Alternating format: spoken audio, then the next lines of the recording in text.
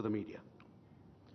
Your excellency, my friend राष्ट्रपति Putin, दोनों देशों के डेलीगेट्स, मीडिया के साथियों, नमस्कार, दोबरी दिन। आज भारत और रूस के 23वें शिखर सम्मेलन में राष्ट्रपति पुतिन का स्वागत करते हुए मुझे बहुत खुशी हो रही है।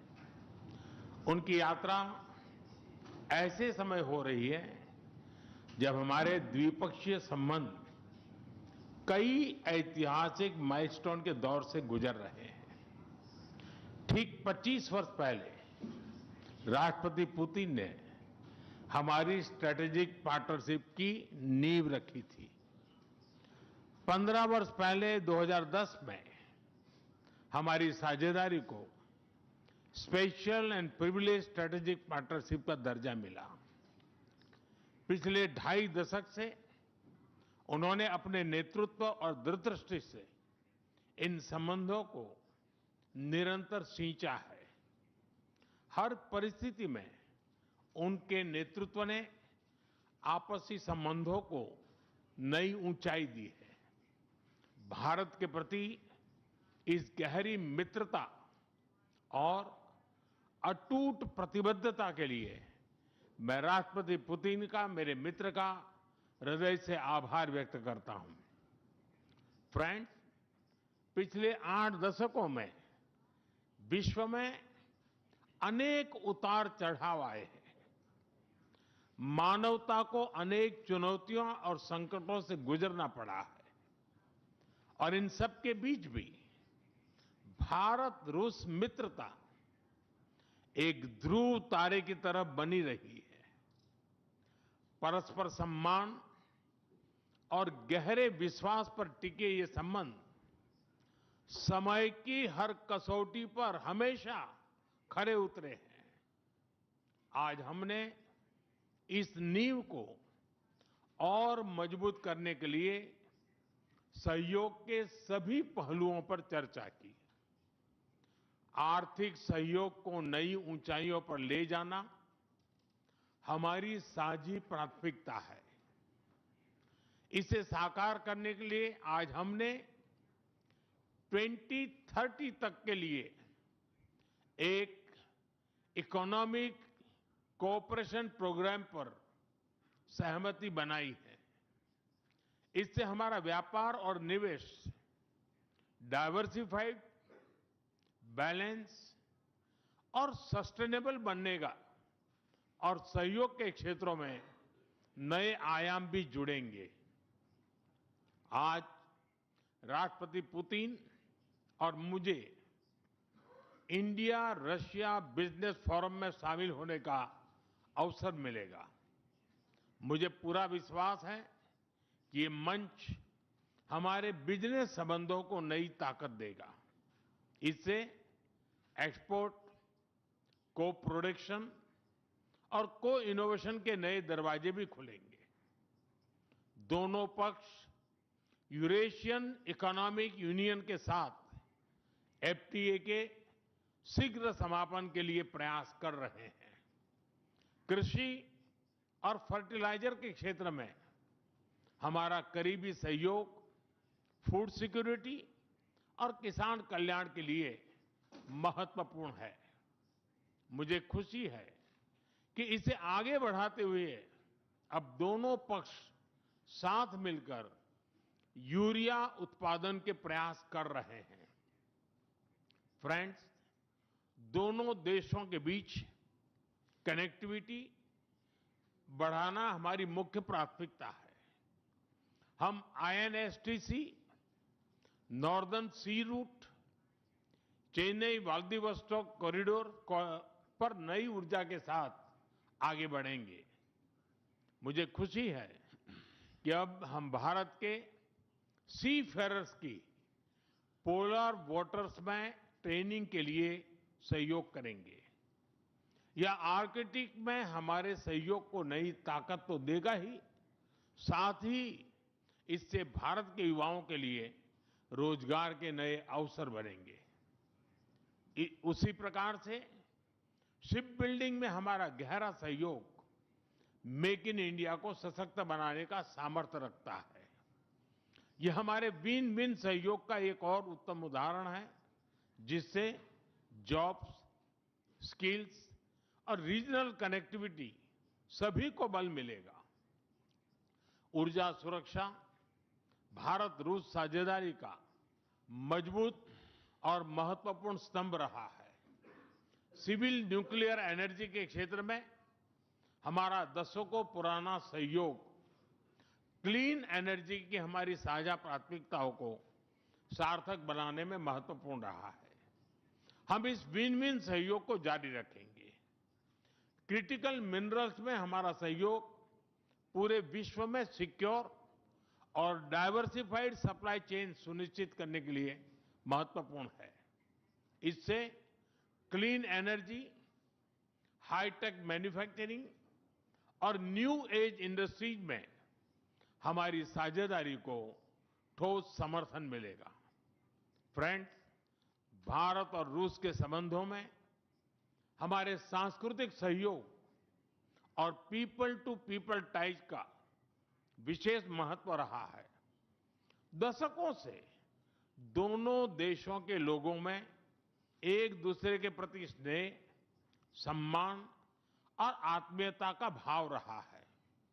इन संबंधों को और मजबूत करने के लिए हमने कई नए कदम उठाए हैं। हाल ही में रूस में भारत के 2 नए कॉन्सुलेट्स खोले गए हैं। इससे दोनों देशों के नागरिकों के बीच संपर्क और सुगम होगा और आपसी नजदीकियां बढ़ेगी। इस वर्ष अक्टूबर में लाखों श्रद्धालुओं को काल्मिकिया में इंटरनेशनल बुद्धिस्ट फोरम में भगवान बुद्ध के पवित्र अवशेषों का आशीर्वाद मिला। मुझे खुशी है कि शीघ्र ही हम रूसी नागरिकों के लिए निःशुल्क 30 डे ई टूरिस्ट वीजा और 30 डे ग्रुप टूरिस्ट वीजा की शुरुआत करने जा रहे हैं। मैन पावर मोबिलिटी हमारे लोगों को जोड़ने के साथ साथ दोनों देशों के लिए नई ताकत और नए अवसर क्रिएट करेगी। मुझे खुशी है कि इससे बढ़ावा देने के लिए आज 2 समझौते किए गए हैं। हम मिलकर वोकेशनल एजुकेशन, स्किलिंग और ट्रेनिंग पर भी काम करेंगे। हम दोनों देशों के स्टूडेंट्स, स्कॉलर्स और खिलाड़ियों का आदान प्रदान भी बढ़ाएंगे। फ्रेंड्स, आज हमने क्षेत्रीय और वैश्विक मुद्दों पर भी चर्चा की। यूक्रेन के संबंध में भारत ने शुरुआत से शांति का पक्ष रखा है। हम इस विषय के शांतिपूर्ण और स्थायी समाधान के लिए किए जा रहे सभी प्रयासों का स्वागत करते हैं। भारत सदैव अपना योगदान देने के लिए तैयार रहा है और आगे भी रहेगा। आतंकवाद के विरुद्ध लड़ाई में भारत और रूस ने लंबे समय से कंधे से कंधा मिलाकर सहयोग किया है। पहलगाम में हुआ आतंकी हमला हो या क्रोकस सिटी हॉल पर किया गया कायरतापूर्ण आघात, इन सभी घटनाओं की जड़ एक ही है। भारत का अटल विश्वास है कि आतंकवाद मानवता के मूल्यों पर सीधा प्रहार है और इसके विरुद्ध वैश्विक एकता ही हमारी सबसे बड़ी ताकत है। भारत और रूस के बीच यूएन, G20, ब्रिक्स, एससीओ तथा अन्य मंचों पर करीबी सहयोग रहा है। करीबी तालमेल के साथ आगे बढ़ते हुए हम इन सभी मंचों पर अपना संवाद और सहयोग जारी रखेंगे। एक्सेलेंसी, मुझे पूरा विश्वास है कि आने वाले समय में हमारी मित्रता हमें ग्लोबल चैलेंजेस का सामना करने की शक्ति देगी और यही भरोसा हमारे साझा भविष्य को और समृद्ध करेगा। मैं एक बार फिर आपको और आपके पूरे डेलीगेशन को भारत यात्रा के लिए बहुत बहुत धन्यवाद देता हूं। स्पासिबा।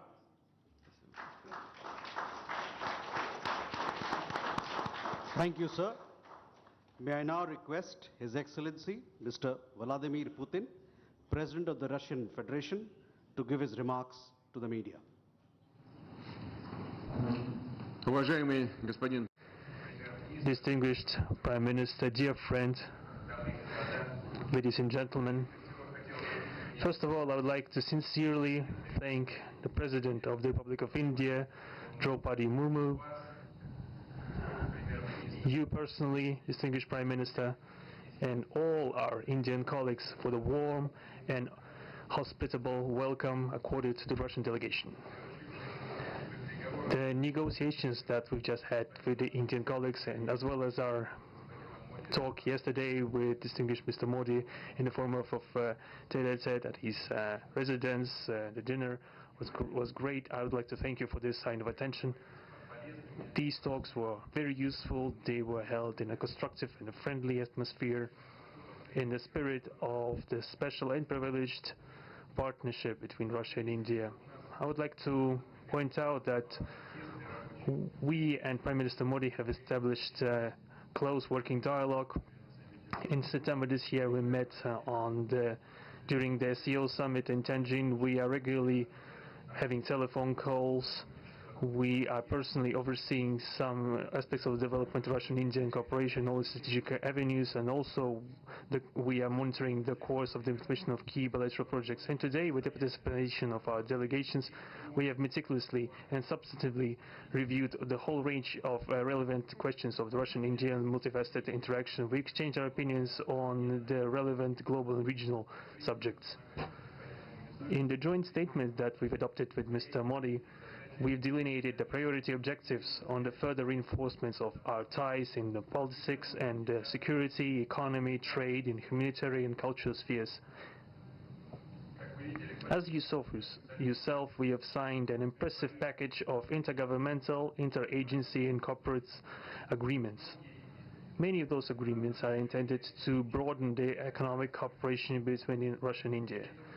And this is entirely natural, due to the fact that our countries are important partners of one another in trade, investment and technologies. Last year, our bilateral trade turnover has grown by 12%, setting another record.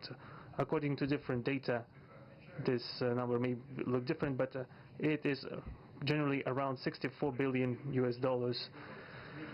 Currently, we are forecasting that the results of this year will remain at the same impressive level. At the same time, as I perceive it, we are up to the task of getting this number to the level of $100 billion. And to reach this important goal, we have harmonized the program of development of Russian-Indian economic cooperation until 2030. This comprehensive document gives us a concrete set of objectives. The Intergovernmental Commission, the ministries and different agencies of the economic bloc of both countries have set objectives to remove barriers hampering the goods flows and capitals, the implementation of joint projects and deep technology and innovation cooperation. And distinguished Prime Minister gave us a whole list of challenges that deserve the most attentive focus of our government. We will do that. The growth of Russian-Indian commercial links would be held by the creation of a free trade zone between India and the Eurasian Economic Union. We are already conducting work on the corresponding agreement. I would like to note with satisfaction that our countries are gradually moving to the use of national currencies in mutual settlements.